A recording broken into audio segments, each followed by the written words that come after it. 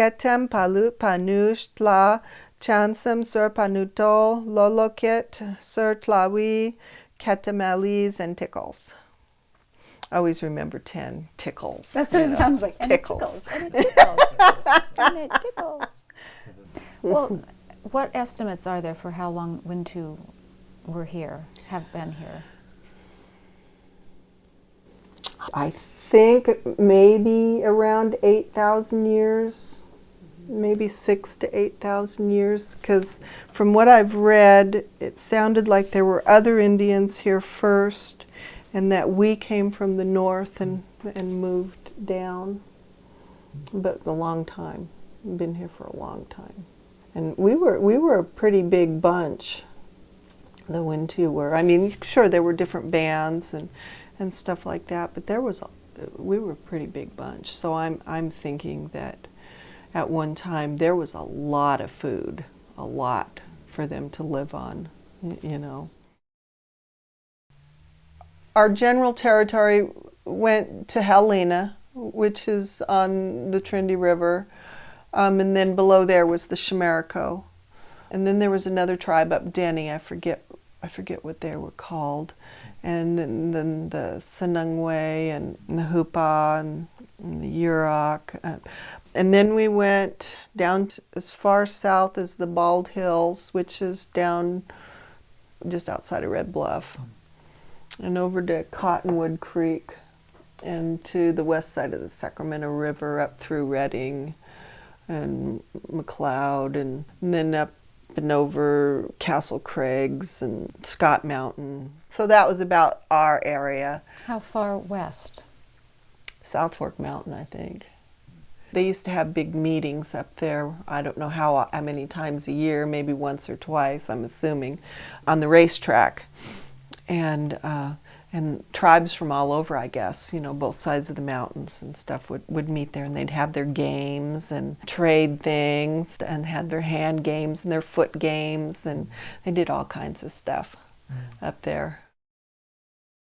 My grandparents were married in Wyoming, and it was the beginning of the cattle and sheep wars, and my grandfather was a cattle rancher. And my grandmother got very worried that he was going to get killed, because I guess there was a lot of shooting among the sheepmen and the cattlemen. So the railroad went through Laramie then, I guess, and it brought flyers about olive pickers being needed in Corning. So she said, we got to do it. So they went to Corning, and I don't think that was much of a success. I don't know why. But they weren't there very long, maybe 6 months. And my grandfather started looking north of there. And somebody in Redding told him that he should, if he didn't like people, he should look at Trinity County. Sounded right to him. So Sean tells this story about his grandfather being in the bar in Hayfork one day. And this guy rides by, and his granddad asks him if he wants a drink, and my grandfather says, of course. So he gets off and has a drink, and some guy goes by on a horse. And my grandfather, according to Sean, says, this place is way too crowded for me, I'm going on. So he started riding, and you know, the trail was on this side of the river then. So he just rode for a while, and he got here and thought this was fine. So the McKays were living here then, Zach McKay. They had built a barn and kind of a shed here, and they had a building. Emily's, do you know, there's a flat over that way, and they had a structure there. And that looked like enough to my grandpa. So he went and got everybody, and they moved.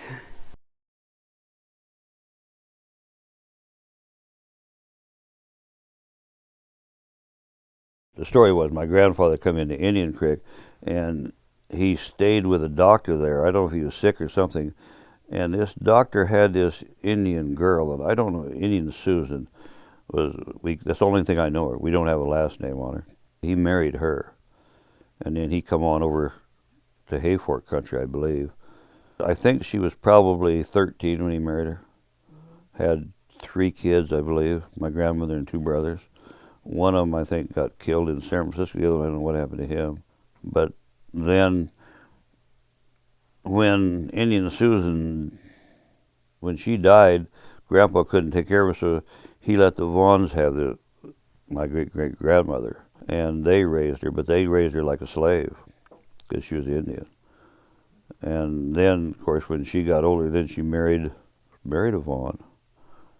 And then they had, of course, my grandmother. And then my Grandpa Patton come in the country and married her. He had 17 kids by her. He told me one time that he had 17 more if he could have found another woman like her. Friendly devil he was.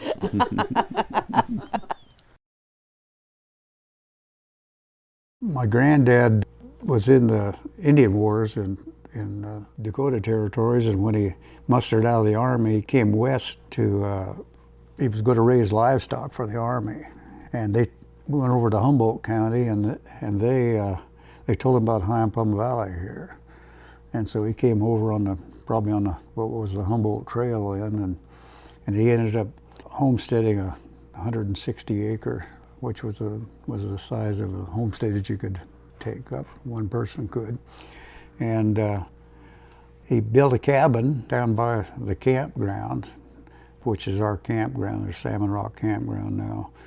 And then he went back in the service again during the Spanish-American War, and he was in the Philippines, and I think he spent some time in Japan too, because he had a lot of pictures from there. And when he got out of the military then, came back, and I guess he met my grandmother, who was Nellie Ward, and she was, they were from Maple Creek over in Humboldt County. And when they got married and they moved over here, and well, when he got back from the Army, his cabin had been burnt down. And it was, well, I think probably the Indians lived in it when he was gone, and they weren't real good at keeping, used to living in a building that would burn up, and so they probably had a fire on the floor or something like that, if it had a floor. My grandfather came to Blue Lake. He was gold hunting, and he heard about Hyampom. And this was like maybe 1903. So that's over 100 years ago. And he walked over South Fork Mountain and down into the valley here and was gold mining. And then he went back down to Morgan Hill where he lived, and because he was a baker as a trade. And a few years later he married my grandmother, and they moved back here. I believe it was like 1913. So that's how my family got here, is because he came back in and he really, really liked this valley, and this is where he wanted to live, and so my family's been here ever since.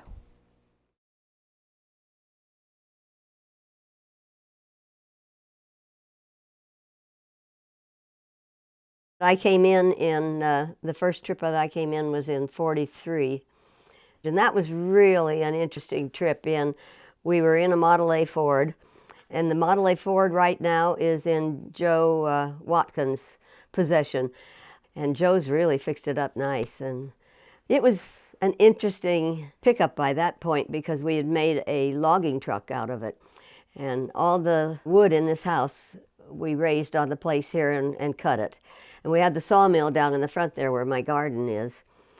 But that first trip in, it was raining, and it was one of those nights like last Saturday night. It was raining hard. And then at that time, evidently it had been raining for quite a while. This was November. And Ray was being called up into the service, and he decided that he had to have one more trip up here to Hyampom before he went. And we were going to go to the old treat place, which is now Sundance. So we started in on the road, and it was late. It was already beginning to get dark, but We were kids, so we didn't know what to expect on roads after dark in this area. And of course, it was not paved. The roads weren't paved. And we got down a ways, and Ray said, "We're rubbing bottom. The ruts are so deep. I'm going to get something and pry the car out of the ruts, and we'll drive on the outside of it." So while he was cutting down a tree by hand, of course, with an axe and a saw. In the middle of the night? In the middle of the night, yeah, so that he could pry the car up. I thought, what is all this noise I'm hearing? And I walked around the other side of the car, and there's the Hayfork Creek right up at the road. And I said, "Hey, we can't go on any further. Here's the creek. We've got to go back. We're going to be underwater." And Ray said, "Oh, no, this is the lowest spot. It's fine. We'll make it." He was young also and stupid, doing silly things. So we got the car up out of the, pried it up out of the ruts. And how long did that take? About an hour. Okay. Yeah. And so then the minute we got in the car and started off, it was clay in that area. And the minute we started off, we slid right back into the ruts. Oh. So anyway, we finally got across the 9-mile bridge and started into Hyampom. And it was pretty late. It was probably 8 o'clock then, and it's been dark for quite a while. And so he said, "Well, we better stop. We can't go over to the Treat Ranch now because the road always has a lot of springs in it, and we can't get through it, so we'll have to wait for morning so that we can see how we can get over all these springs." So he said, "We'll stop here at my friend's place, the Johnsons." The Johnsons were the niece of Walker Go. So we pulled in there and walked up to the house. He hadn't told me anything about what to expect, and I was definitely a city girl at that point. And so here was this log sticking out of the door of the house, quite a ways out, and it was a whole tree. And so we stepped over it as we got to the house, and here she meets us at the door and said, "Oh, come right in." Of course, we didn't phone her, so she didn't know we were coming, but people were very gracious at that time. They didn't care. You were always welcome. So we just went on in, and the house just smelled really different, a bad smell, but I couldn't put my finger on what it was. And she said, "Are you hungry?" And Ray said, "Oh, we ate in Reading." And she said, "Oh, well, that was many hours ago. I'll fix you some bread and jam and butter." She took the butter out of the cupboard, and I thought, oh, that's what it is. So rancid that the whole house smelled of it. So I said, "Oh, I don't use butter. I'll just have some jam." And then we were worried. I was worried about how she was going to bed us down. And she said, "Oh, there's beds upstairs. You can just go upstairs." And I thought, oh, how many spiders are in the bed? And at that point, I was still not very happy with seeing spiders all over the place. And there were lots of them in her house. There was cobwebs all over. And Pretty normal for here. right, yes. And so we went to bed, and everything was, of course, I pulled the covers way down first to look inside to make sure there was nothing there. And we went to bed, and the next morning we went on to the Treat Ranch, and there were lots of springs in the road, probably 5 or 6 that we had to cross, and they were pretty good-sized springs, so he cut down more trees and put them across there and used them as planks as we went across, and we finally got up to the Treat Ranch.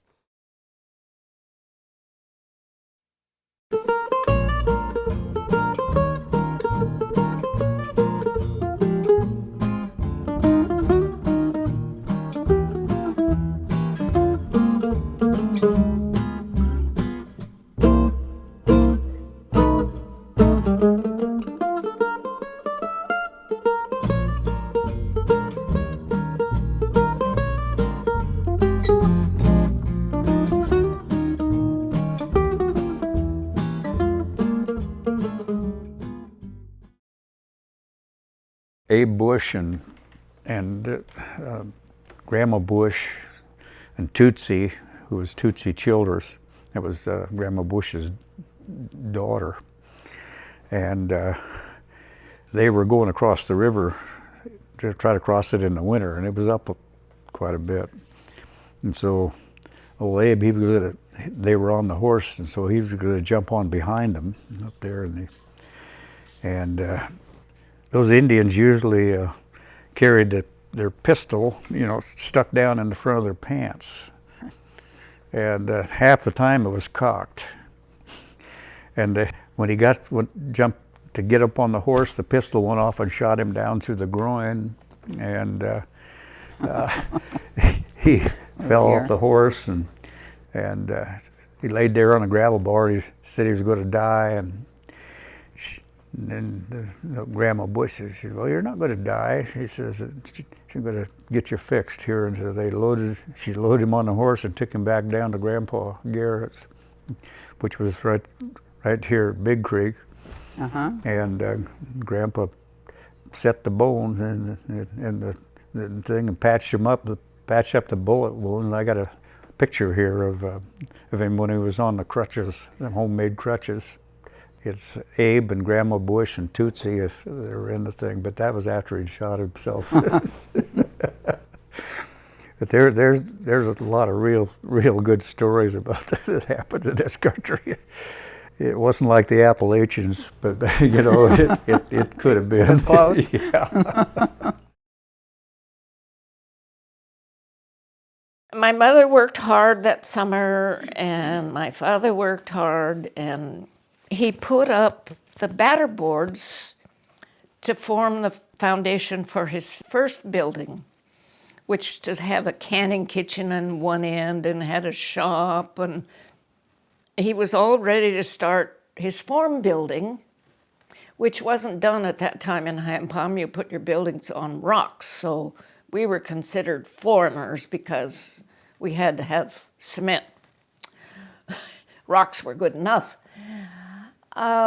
The next morning, he went out to go to work, and Mother was in the camp, and my sister and I were sitting at the picnic table in the camp, eating our breakfast, and he went out there to start to work, and the batter boards were all torn down. So the man that was leasing the place, my dad just started to work, and the man that was leasing the place came out there, and there were some harsh words spoken, and the man said, "If there's any fighting, you'll have to do it with my nephew." And the nephew came out and started swinging at my father, and I had never seen an altercation like that in my life. And my mother went out there, this diminutive 5-foot woman that probably weighed 105 pounds at that time, and picked up a 2x4 and started swinging it. Oh, she wasn't going to let anybody knock her husband down.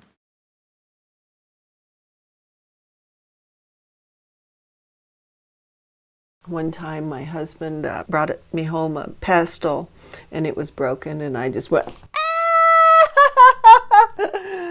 And I says, "Put it back." Our truck blew up, and whole bunches of stuff happened. And he still remembers. He says, he put it back. He put it right back where he found it. It can happen. My cousin and a friend of hers were looking at stuff in Nevada, and her friend came home with a bunch of stuff, and my cousin did too. And the friend's car rolled down the hill and got totaled, and a whole bunch of other terrible things happened. People got sick, and I said, "Did you put it back?" She says, "Oh yes, I did. I went right back to where I found it, and I put it all back." She says, "I'll look at them, maybe take pictures, and that's it." And she says, "I know now. It really does happen." Of course, I don't know if we make these things happen, but it does happen. It does happen. Well, Neil and I were talking about the idea of the voices of the ancestors coming through, and I just wonder if that's one way that the voices come through. Were there beliefs about what happened when you died? I'm not real up on that one, but I do believe that they had a heaven. Our particular bunch believed in one God, and they call him Molibus. And we had a flood, just like the Bible did. I think they kind of believed when you were buried with your items that those went with you, or you were taking them with you, you know, because you might need your basket. I think. I'm not positive. But yes, they did believe in a heaven. They had somewhere special they would go. And I do believe that they believed in bad places too. I don't know about all Indians, but a lot of the California Indians, they knew things or they see things. A lot of them were really touched with being able to see the future, what was going to happen.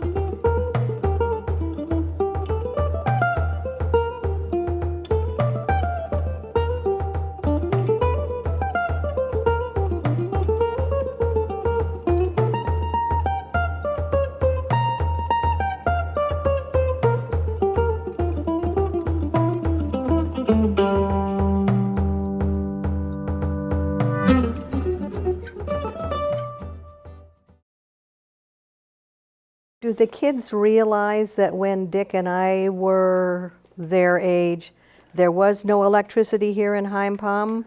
We had hand pumps, we had lanterns or coal oil lamps. We had no inside plumbing. When you read these stories about people living way out in the middle of nowhere without these kind of things, that's where we lived. And when we came in here, when my mother and my brother came in here, the road actually was a one-way dirt road. And in the wintertime, it was one-way mud road, and in the summer, it was one-way dust road. We have electricity now. We can go in and turn a faucet on. We had none of that. So we did have cars, so we could get around. But I think the kids we were mostly on foot, like Dick said, bicycles. And we had the donkeys that were here in the valley that would come down in the summertime, which we rode. And so that's kind of like a totally different mindset, I think, because you think, well, I have to go home and I have to wash the dishes and stuff. You turn on the hot water faucet. We had to pump the water, heat it on the stove, put it in a pan, in the sink. In fact, I was laughing because I was talking to somebody one day about when it was bath time, we would have to pump the water out of the well, heat it on the stove, and we had a big galvanized tub about that big that was set down in front of the stove, and that was our bathtub. And my mother, as an adult, got in that thing, and it was her bathtub too. So it's like, you forget about these things as you get older when you're not around them all the time. So that's a little bit different than what some of the things that you have now.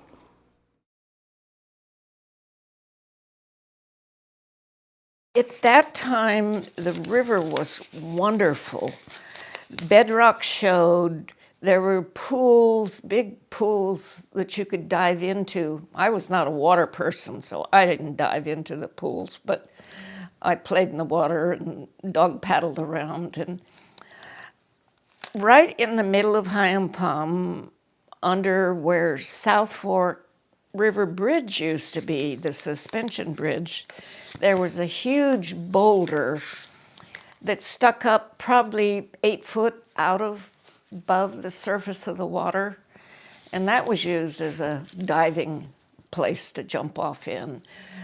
Up the river further from South Fork River Bridge, bedrock showed there were all kinds of deep pools to swim in.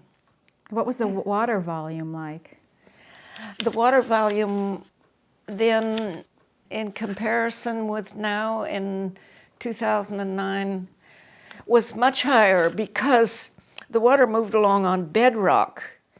Now, the water could be there, but we don't see it because it's in the gravel that's in the river channel. So it might have been more, but it certainly appeared to be a lot more because the water drops into the gravel as soon as it hits the Hyampom Valley and is out of sight, so we don't see it moving along. But it was nice, clear, clean water. There were fish in the river. It was common to go fishing at night. It was not legal, but people did it locally. I didn't do it at that time because I was only 11, but I did it later. But the local people respected the fish in the river. They didn't waste any. It didn't leave Hyampom. It was just shared from family to family.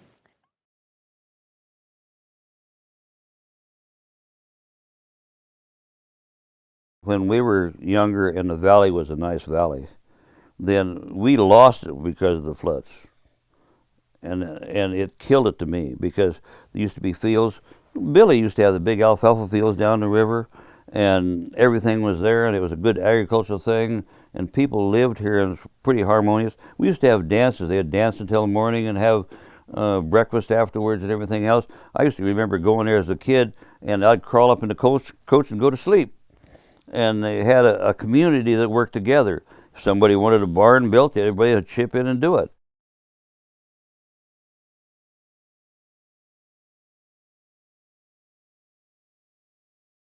Hyampom, when I was growing up, was really, really a great place for kids.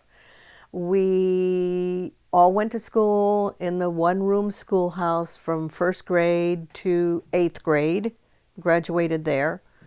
In the summer months, we just had the run of the entire valley. We would spend all day in the river. In fact, my best friend at that time was Barbara Foster, whose parents owned the grocery store. And we would take off in the morning, and our parents never saw us again the rest of the day.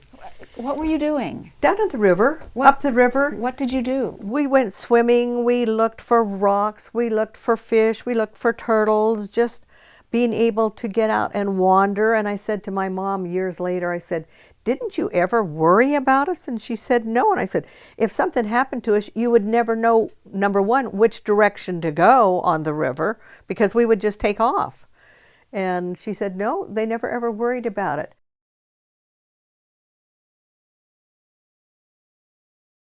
Well, I had to choose between staying home and milking cows and getting up and going nice warm place, sitting all day, listening to everyone. What do you think? I enjoyed school immensely. Now, I didn't go to Hyampom School until I was in the 5th grade, because the war came along. We went away for the war. That's World War II to you, if you don't remember. Anyway, it would be like this, say that you're in the middle classes. What would it be is that all the information from grade 1 through 8 was being put out all the time in the class. It's like magic, see? Now, when I was in other schools, everybody's doing 4th grade work, everybody's doing 3rd grade work. That's all that's going on. But here you had all the levels going on at once. So if you happen to miss something in the 1st grade, and when you're in 3rd grade, you hear it being told to a 1st grader, "Hey, I remember that." And then you got to help show off your knowledge by telling the 1st graders what it was all about. At the same time, you were being exposed to the things that the other grades are doing above you. So by the 5th grade, 6th grade, you start listening to the older kids' lessons. So if you're going to 8th grade, you want to do, say, Constitution was one of the things you had to pass. By the 5th grade, you were on to the fact that it was being taught by these older kids. In 6th grade, you listened to a little bit more. And 7th grade, you were kind of, oh, I'm going to have to do that next year. And by the 8th grade, you probably knew it all. At the same time, anything that you missed, you could pick it up. You would just do it it's like magic. You could pick it up because you were there and your mind was wandering around, and it picked up what it needed to know. So it was a wonderful experience being in one room, all grade school.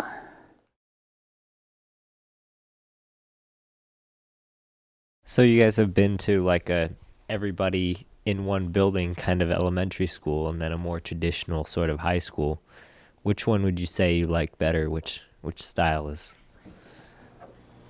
Well, for educational purposes, Hyampom Elementary couldn't be beat. For adventuresome living, high school anywhere can't be beat.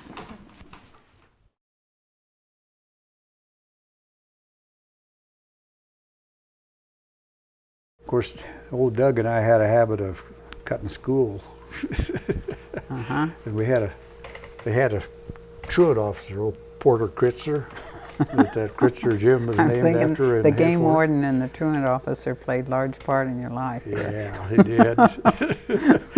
And I remember one day, Dick Youngblood and I had cut school, and we were right down there just about where Tops Market is there now. There wasn't anything in there. They were just, it had been mined off, and it was just a little bit of brush. And we're sitting there waiting for a ride to come along we're hitchhike to Hayfork and then try to catch a ride on down on a logging truck.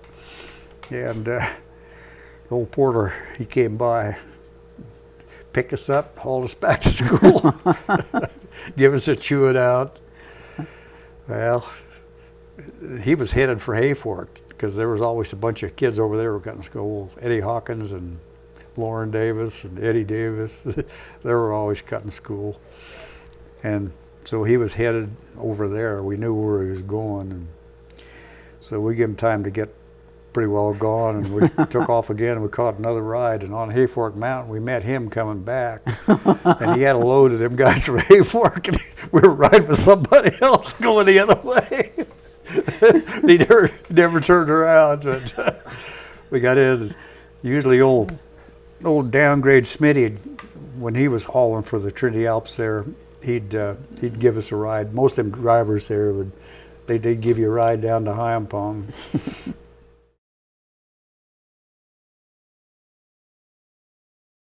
Now, to me, the most wonderful thing, there was a lady over here at the Greenleaf place named Minerva Brooks.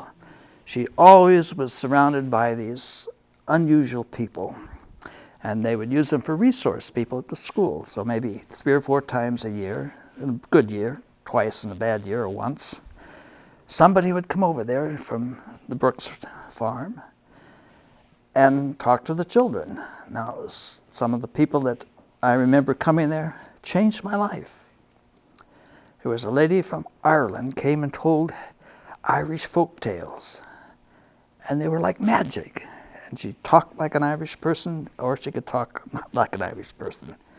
As a matter of fact, her son, who was with her at the time as a child, not even in school, stayed over at Honey Airy's Bread and Breakfast about 6 or 8 years ago, retracing his life. Another person, I don't remember that much about it, but she came and she brought some classical records on one of these wind-up gramophones, played it, and just said, "Move however the music wants you to move." I never had so much fun in my life, just jumping around. And I looked up, and Don's brother's looking at me and laughing, and it killed it right there. I'm still mad at him 60 years later. But it was a wonderful school because we had fun, played all the time. Not the kind of play that out in the playground, but the whole school was like a play. I'm a student, I have tutors of the kids ahead of me, and I'm the tutor for the kids behind me. I can play any part I want, anytime I want, as long as I got my homework done.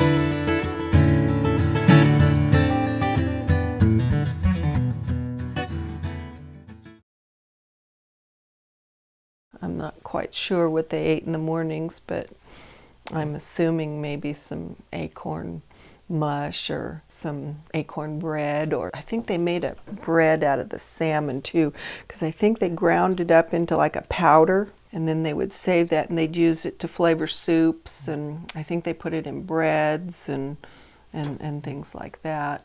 I think they had a decent diet. I mean, some of the things sound a little creepy, but you know, like eating the grubs. Oh yeah. Oh, I've seen. I some don't of know those. if I could do it, but Those big long things. well, I think there were small ones, little finger size, Yeah. and then I think they did eat the big ones. I've seen and those. those things are They're as massive. big or bigger around than your thumb, and I think they come from the pine beetle. Yeah. And those pine beetles, when they hatch out, are, God, some of them are almost, from your fingertip to the palm of your hand, just Massive. and they're mean.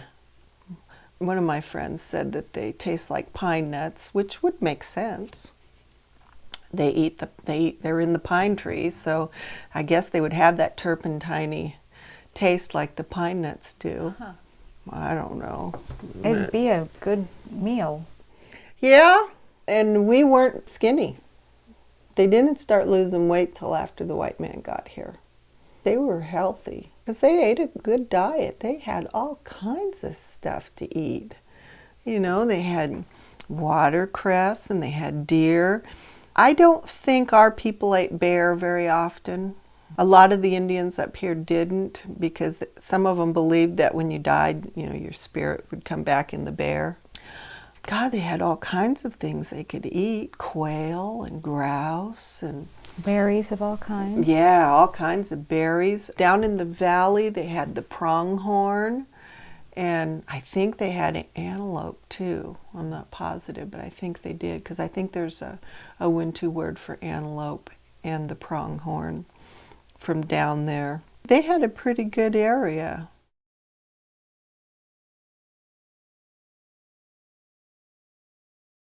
We ate a lot of vegetables out of our garden. My mother canned string beans and tomatoes and apples, and we had carrots, which we just left in the ground, which I still do, and parsnips, and we had pork, because I remember clearly my father butchering 4 pigs at one time.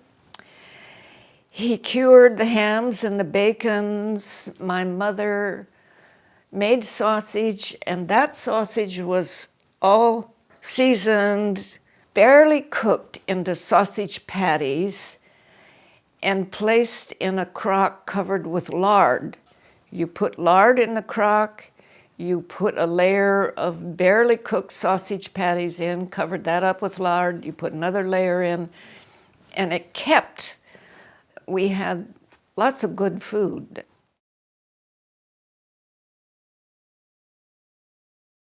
One of the things that they did, they had a sawdust house there.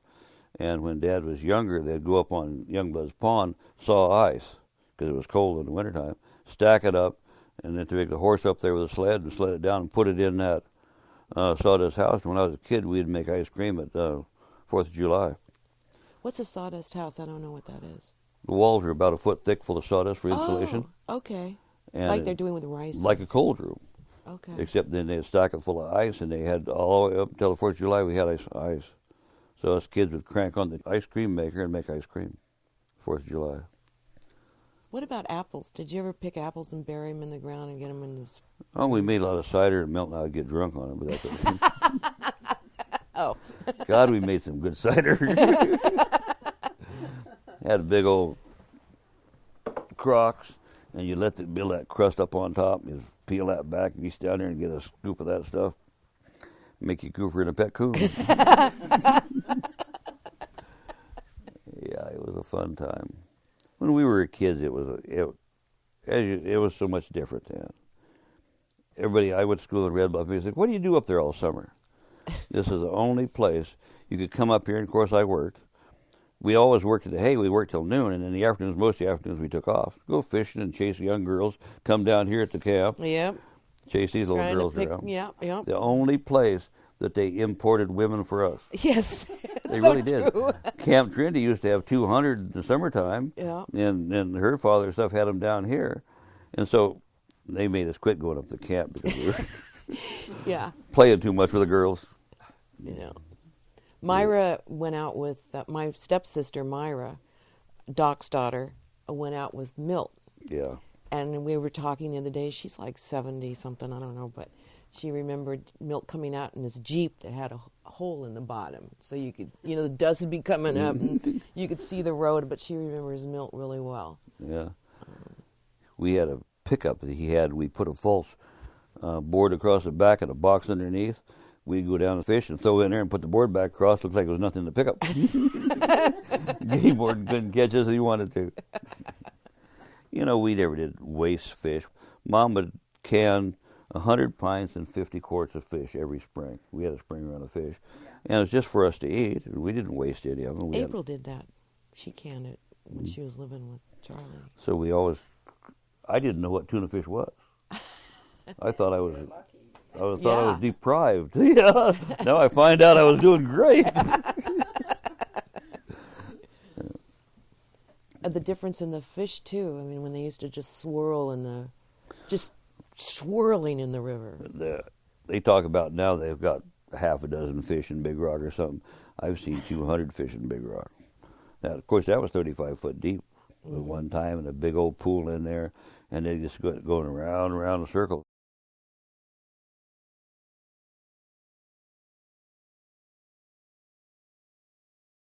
We lived off of squirrels, rabbits, deer. I can remember my uncle bringing in a bear more than once, fish, ducks. You know, at that time, all the wildlife was edible. You know, now things like squirrels and rabbits, you haven't been able to eat those for years. Because they have developed some kind of boils and things on their body. Really? Yeah. And then, of course, we had our own chickens. And then one year for 4-H, I decided to raise turkeys, so we had turkeys. Where would your mother go to get a deer? I'm trying to create a picture in my mind of Sis going out getting a deer. Oh, anywhere around here, because at that time there were deer everywhere. All she had to do was just go up the road a little ways. Yeah. So anyway, you just go out, and you don't have to go that far away to find something to eat. We lived off the land.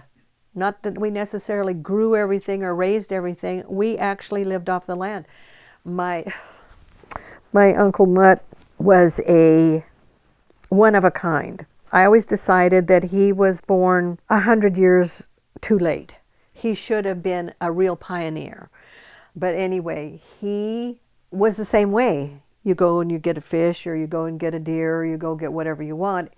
And the game warden at that time would call Hyampom, and he would talk to my uncle, or he would talk to somebody else, or talk to the store, or whatever.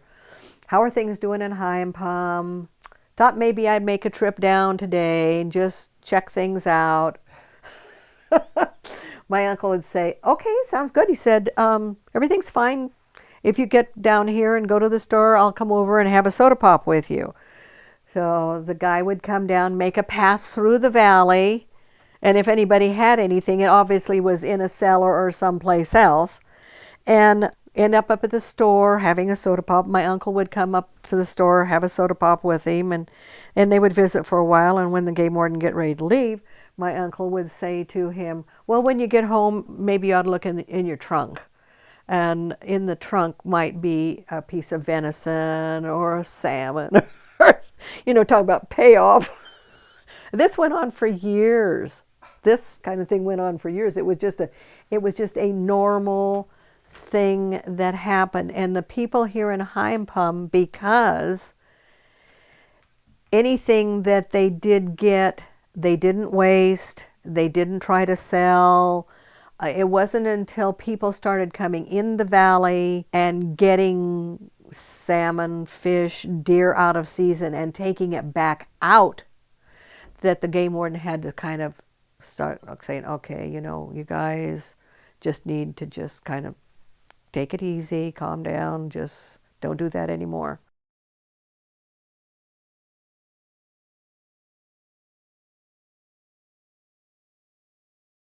Minerva Brooks, I'm not sure how she got the ranch. Did she buy it from a McKay? No, she brought it from a Russell. Mr. Russell got the McKay place. He had the store. And I guess the McKays owed a lot of money. They may have been $200 or $300. And so Mr. Russell got the McKay place. And then he must have sold it to Minerva Brooks. The Zachariah McKay place. Yeah, he got the Zachariah McKay place, yeah. She was the one that must have had the field leveled and put in the pump. in the river. That must have been her project. And then after the war, she was a disciple of Steiner, who was the Anthroposophic Society. And she would come to Hyampom. And right after the war was over, she had a bunch of Lithuanian or Estonian? Lithuanian and Estonian displaced persons. And they would come to the United States if they had a sponsor, and she was their sponsor, and they had to work for her for a year. And after working her for a year, then they could leave. They could find jobs other places, and how she made that connection, I haven't got any idea, except for her sister lived in Boston, and they owned the P&O Freight Lines ships. So she was quite wealthy. And Minerva's father, the story I hear, was the private personal lawyer for John D. Rockefeller. So Minerva was given quite a stipend as her share of the inheritance, but only by the month. She only had so much a month, and I guess she liked to really spend it. And so she was always at the end of her tether before the next payment came in. And I have an idea that she must have made the connection somehow through her sister or from the East Coast, when they were bringing refugees that were legitimate refugees. Well, what did she do here? She farmed. She ran the ranch as like a commune, and she had these displaced persons, and she had beehives, and Burl Burcham would go down once a week and bake bread, and they had a regular little bakery out there, which the foundation is left, it burned down. Then Burl went down and taught her how to can. Then I guess she lived in San Francisco most of the time. She was a little short woman, but she had a strong personality. Oh, yes, she did. I didn't know much about gardening, and you had to garden. When we first moved in here, you couldn't get anything otherwise. And so I went down to her and I said, well, would you help me learn how to garden? And she said, okay. She said, well, first you have to have this great big vat, a great stoneware container, and you put water in it, and you put a pig's heart in it, and I don't know what else, everything concerning various animals that you put in this thing. I was shocked. And then you stir it, 3 stirs this way and 2 stirs back every day. And after 3 or 4 weeks, then you can use that on your row crops, and it's supposed to be wonderful fertilizer. Well, I didn't go ahead and make it. I wondered. At that point, we already had started getting our cattle together. We started with 1 calf and raised that calf. It was a female, raised that calf, and then let it have a calf. And it took 4 or 5 years to get enough so that we could finally start butchering. And at that time, there were probably 4 or 5 of us that had cattle, and one would butcher their animal and hang it, and that's what the summer kitchen out here was built to hang our animals in when they were curing. And then we'd give a half of it or a quarter of it to one of these people, and when they butchered, they gave a quarter back to us, and that way you had fresh meat all winter. And we had colder winters, evidently, because for 3 months we could hang meat. I remember one time we were just ready to start canning the rest of the meat because we had butchered and we did our shares back and forth, and we had this meat left over, and so for 3 meals a day we were eating steaks. And finally, after 4 or 5 days, my son Dave said, "Can't we have something else besides steak to eat?" It was really interesting because at that point steak was still a treat for us because we'd gone through the Depression. There were a bunch of apple trees on the McKay place, and they were white winter pearmains. And they made cider and they made vinegar with them. And when he built that little one room, it was just that one room that's it was where he kept all the barrels of cider that turned to vinegar. And then he sold cider and also vinegar.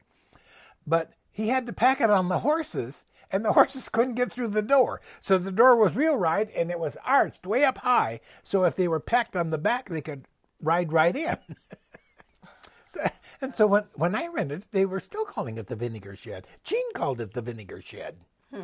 And it was the house that Minerva would live in when she came up here. She added a bathroom on the back side, and then she added the kitchen on the front side. And so that's where I lived for about a year and a half while I was teaching school. And then one day I got this registered letter, and it came from Boston, and it came from a lawyer, and it said Minerva had passed away. And they had just given me a little copy of the codicil out of the will. It said, anyone living in Minerva's house at the time inherits all the possessions in the house. Wow. So... You got all the vinegar barrels. But all our antiques, everything.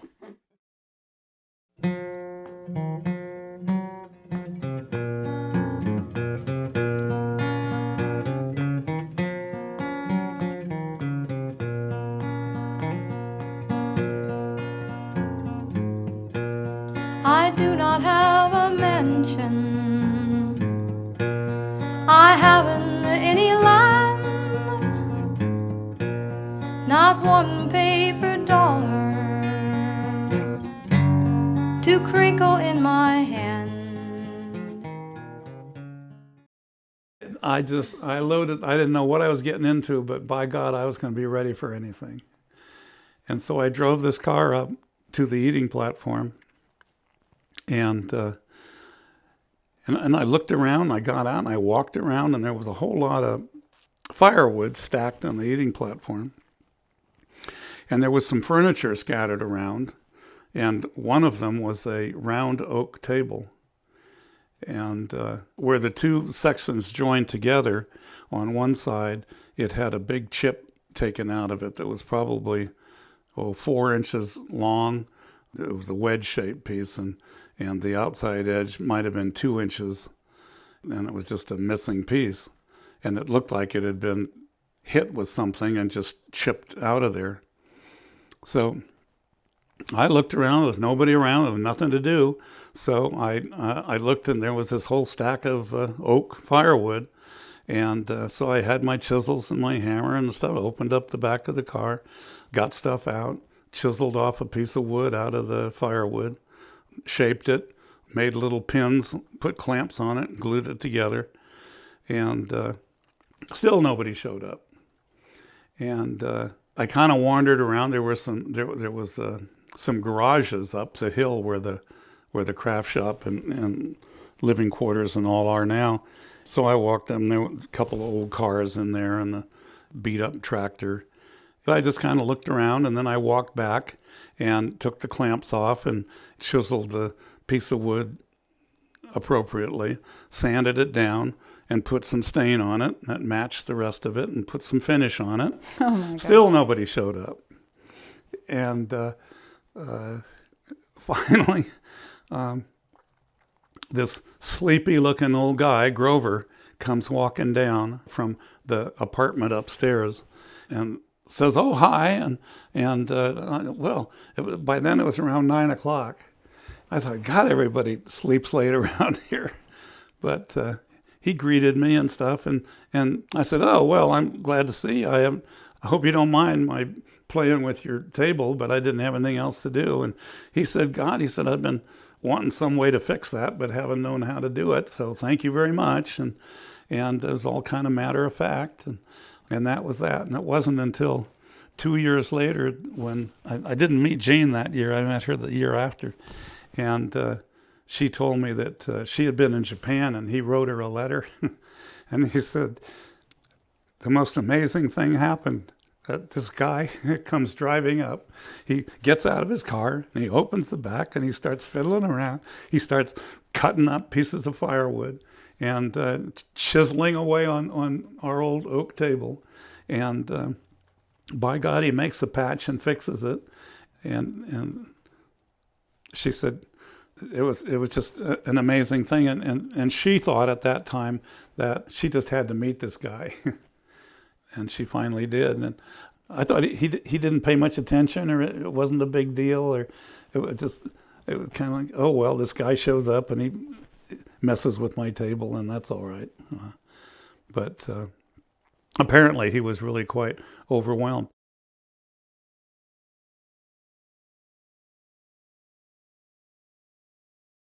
So your grandfather was a hunter or became a hunter once he got in this area? My grandfather is a mixed bag. He drank and gambled a lot. And I think most of their earnings in the beginning were from gambling.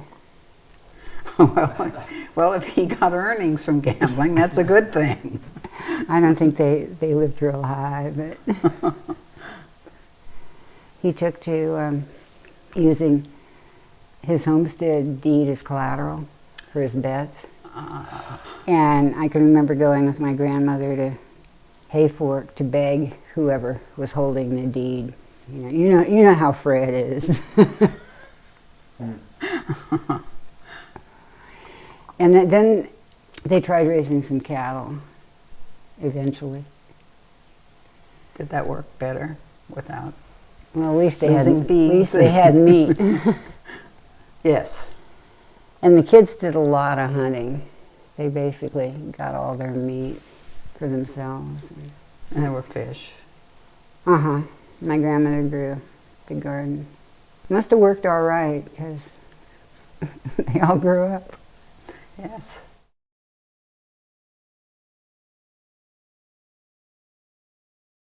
Usually Grover would go in, and he'd go into the back room and he'd turn the light on, and he'd been sitting there, and that's when he was writing letters. He wrote letters all the time. He wrote letters to everybody. I must have had 60 or 70 letters that he had written to me over the years, and I gave them all to somebody who was compiling all the information on camp not long ago. And I kept all the camp observations from back in the late 50s and the 60s and gave them all to him too.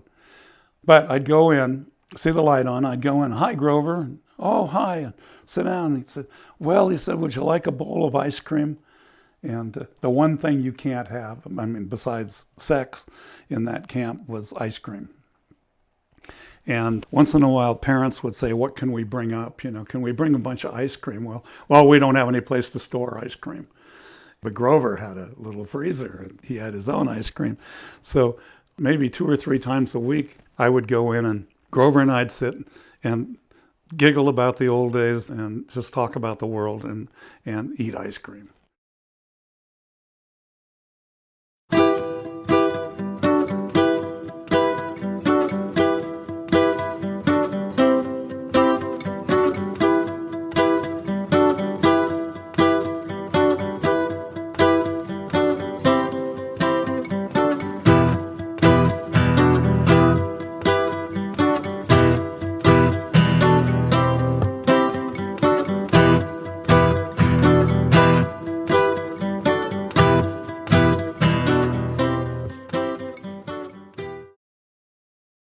When you think about jobs, now I think about childhood. We had 13 cows to milk twice a day. The milk was of no use. We were only after the cream, which was put into a can, put in the mail, and sent to Sacramento. Now, don't ask me what they did with it. But the cows were just there to make cream. So to have the cream, the leftover milk useful, you had to have pigs, because you had to do something with it. You can't have enough cats for 13 cows. So every morning you get up, and there was no electricity, so you used a flashlight to go down to the barn, which is usually a couple hundred yards away, and then you had a lamp, or, a little old lamp that you, not the kind, hang on things, and that's what you had to walk around with. And it probably was a good idea. The lighting was very poor, because the sanitation in those old barns is also very poor. And there'd be lots of stuff when you go to put the milk through the strainer. There'd be lots of stuff that shouldn't be in milk. And then you got through, you ate breakfast and went to school. Now we walked to school. I walked about probably a mile and a half, 2 miles. And as the group came together, you know, you kind of coordinated with the other kids so that you met up along the way. By the time we got to the school, it was a gang of 5. And Van Garrett was one of the people that walked to school with me, and one of his brothers. And all the Mortensons, you know, the 3 brothers from there. And then when school was over, what'd you do? You went home and you milked the cows again. And we farmed with horses, so there was horses to take care of. And so what was your summer job? Your summer job, you put up hay in a barn so the cows would have something to eat in the winter so that you could abuse them some more.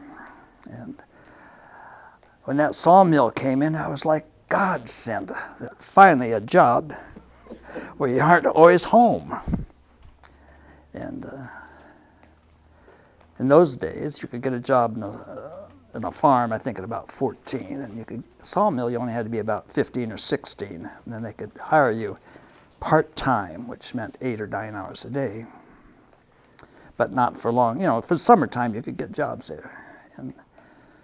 But I never liked to work there because I liked to go out in the woods, so I liked to go with the logging because it was just going places that I had never been because there were no roads, and all of a sudden there's these roads where you could go, where you used to have to walk for 2 hours to get there, 20 minutes in a truck, you're there.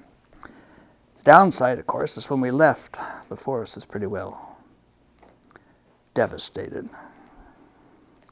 And I mean devastated. The logging practices today are so much better.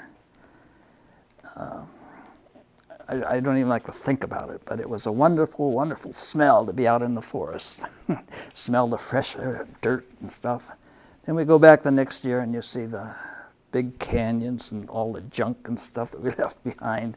It was kind of sad. So I only logged for a couple of years, and then occasionally my brother and Don's husband logged together, and I'd work for them when I really needed a job. They were always kind enough to put me on for a couple of weeks. So that was always good. I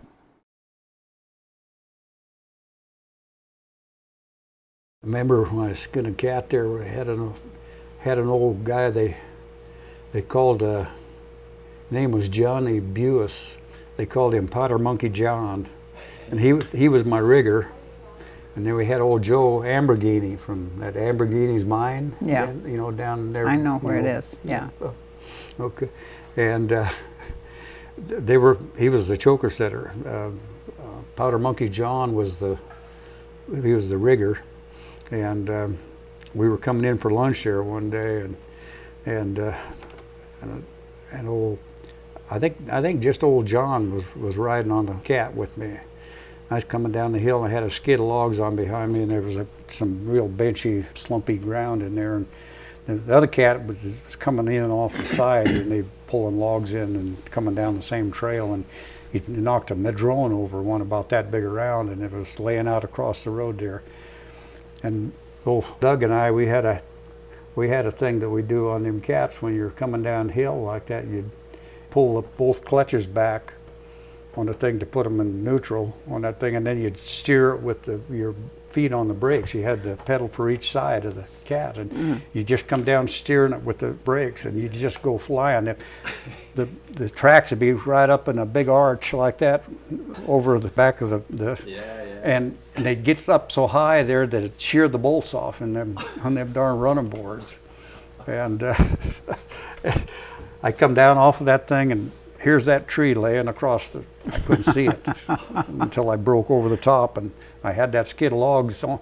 When you're coming downhill, you drop that skid of logs down on the ground. You wouldn't pull them up in a fair lead, you know, when you were going, because if you're going down the hill, they'd get up on the tracks of the arch and they'd come right through the cab on you, you know, and you had to be real careful. So you drop them things and so they'd be on the ground, because there'd be some that would be up there and they'd be just hanging in the chokers on the smaller logs, and usually it was them smaller ones that would come through. But anyway, I come down and there's that madrone, and boy, hit that thing, and it just launched that cat into the air, hit the ground, come on into the landing, and well, Johnny, he was hanging on to the shift lever and the thing to run the winch, and he was hanging on to that, and he would never ride on the cat again with me.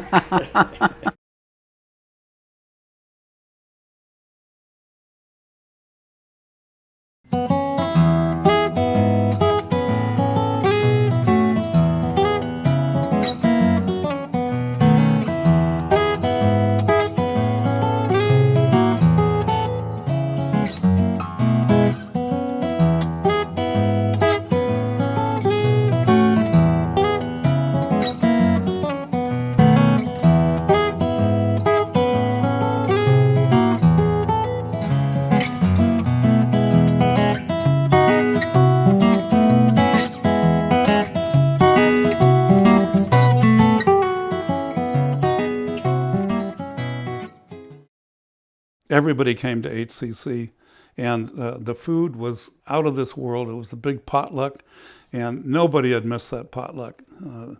If you had a death in the family out of town, you did not go. You went to the potluck. Yeah. And everybody was active at the meetings, and the meetings all had to do with various things in Hyampom that needed to be done, from fixing the swinging bridge to adding on to the hall or doing something with the school or something. Everything went through HCC, and everybody was happy to be a part of it. And even a lot of the mill people came, particularly the solid mill people, the ones that Rick Strew and Mooney, and they felt like they were members of the community.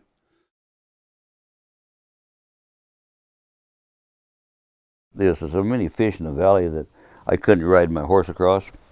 You ride across a riffle, and the darn water would be moving under the horse, and you had a rodeo. So you'd have to go up above the riffles and ride in the deeper water to get across the river. Yeah, we had some big runs of fish about that time. Mother Earth, if you take care of Mother Earth, she'll take care of you. And this is the way I believe, and if I do a logging job or something, I try to protect her so she doesn't wash away, and I try to do things to make her better. And she's our supplier for life. And if you don't take care of that, you've got a problem.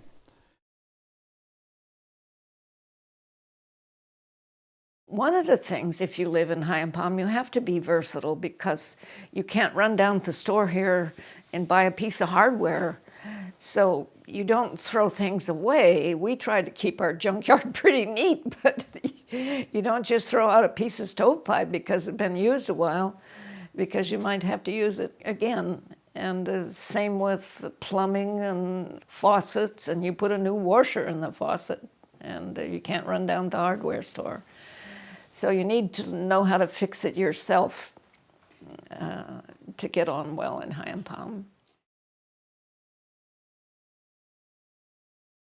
It's a lot different than it used to be. You know, there's people that don't like it the way it is, but you know, it's a place where you can be whatever you want to be. You'll fit in.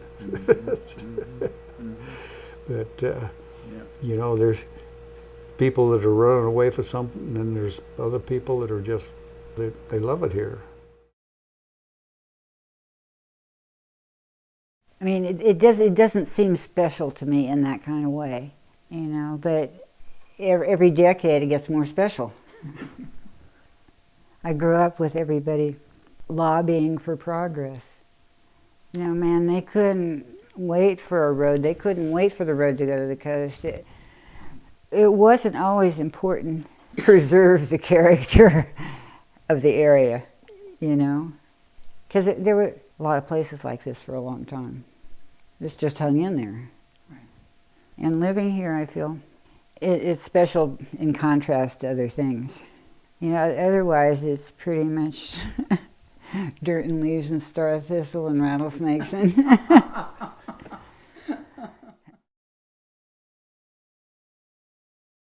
Every place, wherever you are, if you have no expectations and just enjoy it, every place is good.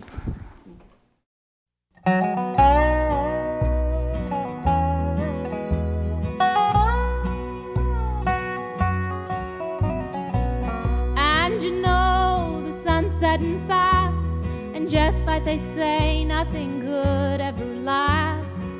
Well, go on now and kiss it goodbye, but hold on to your lover, 'cause your heart's bound to die. Go on now and say goodbye to our town, to our town. Can't you see the sun setting down on our town, on our town? Good night.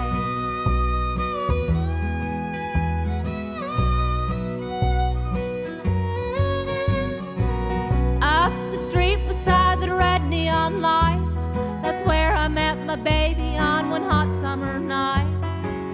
He was the tender and I ordered a beer. It's been 40 years and I'm still sitting here. But you know the sun's setting fast, and just like they say, nothing good ever lasts. Well, go on now and kiss it goodbye, but hold on to your lover, 'cause your heart's bound to die. Go on now and say goodbye to our town, to our town. Can't you see the sun setting down on our town, on our town? Good night.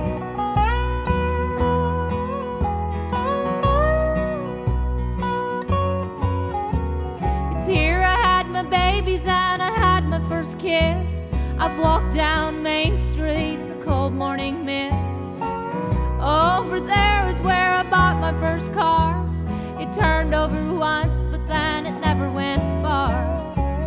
And I can see the sun setting fast, and just like they say, nothing good ever lasts.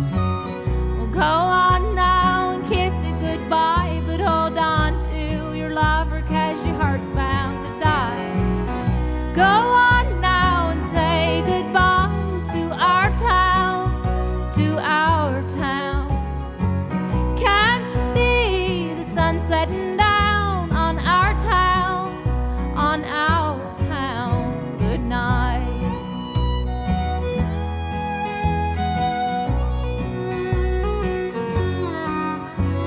I buried my mama and I buried my pa. They sleep up the street beside the pretty brick wall. I bring them flowers about every day, but I just gotta cry when I think what they'd say. If they could see how the sun's setting fast, and just like they say, nothing good ever lasts. Well, go on now and kiss it goodbye, but hold on to your lover, 'cause your heart's bound to die.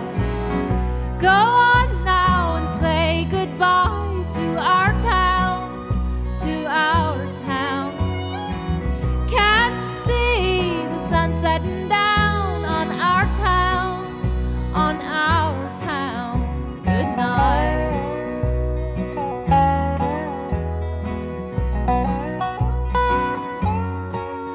Now I sit on the porch and watch the lightning bugs fly, but I can't see too good, I got tears in my eyes. I'm leaving tomorrow, but I don't wanna go. I love you, my town, you'll always live in my soul. But I can see the sun setting fast, and just like they say, nothing good ever lasts. Well, go on, I gotta kiss you goodbye, but I'll hold to my lover, 'cause my heart's about